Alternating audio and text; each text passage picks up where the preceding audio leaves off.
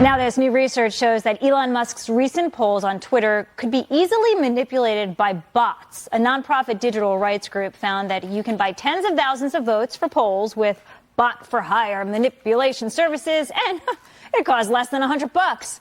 The finding could spark new concerns about Musk's reliance on the tool and the future of the platform overall. Take a look at this headline in the New York Times. I quote, "Musk lifted bans for thousands on Twitter. Many reinstated users are tweeting about topics that got them barred in the first place. COVID-19 skepticism, election denialism, and QAnon." With that, we bring in Jason Rantz. Jason, good to see you. Is this the case? So, no, not entirely, although it's clearly likely that you're going to find some crazy stuff on Twitter. That is really what most of Twitter is. But the fact of the matter is that when we're talking about specifically COVID, for example, New York Times went overboard in trying to cancel anyone and silence and bully folks who held a slightly different position than what, say, Dr. Fauci was pushing out there. Remember, there were folks, including doctors, who were banned because they said the COVID vaccine doesn't stop the spread of COVID. That is factually true. But we were told early on that it wasn't. And even after we had all of the data to tell us that it was, in fact, ineffective at stopping the spread, they decided to go ahead and ban anyway. This is part of a concerted effort by the New York Times and other media outlets that swing very, very far to the left to demonize Twitter. They realize now that with Elon Musk in charge that they're not going to be able to stop him from allowing people to freely have conversations, which is what we're supposed to be all about. The press is supposed to be all about that. So instead, now that they can't control the narrative, they're going to try to control what people think about Twitter to the point where hopefully they want them to just abandon Twitter as a whole. And I think that that is their end goal. Before I move on to the next topic, Jason, you have a new hairdo, right? It's not a new hairdo. It's that I'm in Vegas. Well, the water here is very, very hard, and it makes my hair a little bit more poofy. Got it. I like it. All right, Jason. Democrats, where I am, in New York, they just voted to raise their tax-funded pay to a record $142,000 a year from $110,000 a year. So, yeah, they just gave themselves a 29% pay raise. Jason, I mean, come on. Look at the major issues that the city has going on. I work here every day. It's getting worse under their watch. Do they deserve a 29% pay raise? I always look at issues like this where I want these types of positions to pay well so that we can bring into office different kinds of people who otherwise would be shut out.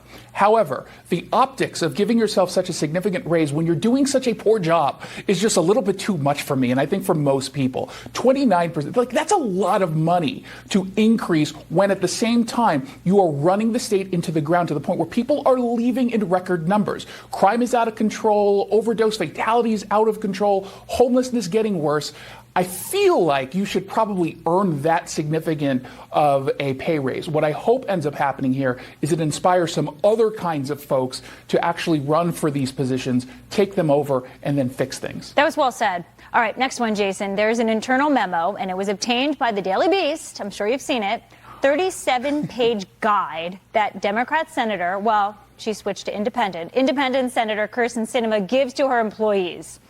Are you ready for this? The do's and don'ts include you got to get her groceries, fix her internet. That one I actually understand. Come on. All right. I get that a little bit. And you have to even know the type of flight that she wants booked. And Jason, if she asks for water, room temperature, you have to test it. What is your reaction to all of this?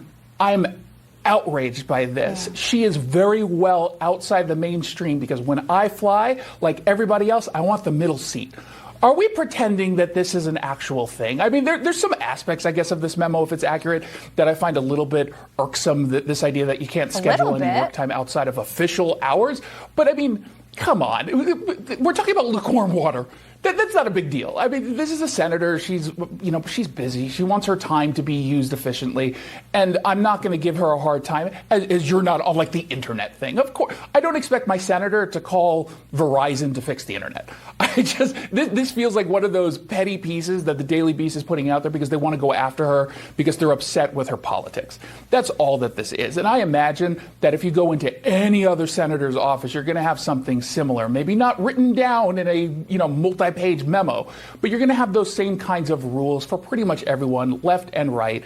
I give her a little bit of a pass on this, but I will say, if the senator is watching, stop saying no to working outside of your official hours. I'm on vacation and I'm working here. So I think you can too, because your job is a little bit more important than mine. What if I told you that she actually had the staffers measure the size of the pools at hotels that she stays at when she's on the road so she can get her swimming in, her exercise in? Does that change your mind at all, I do the Jason? same thing. We all do it, don't we? Oh, Jason, thank you for joining us. The voice of reason this Friday morning. Happy holidays to you, sir. Good to see you. Merry Christmas. Happy Hanukkah. All right. Let's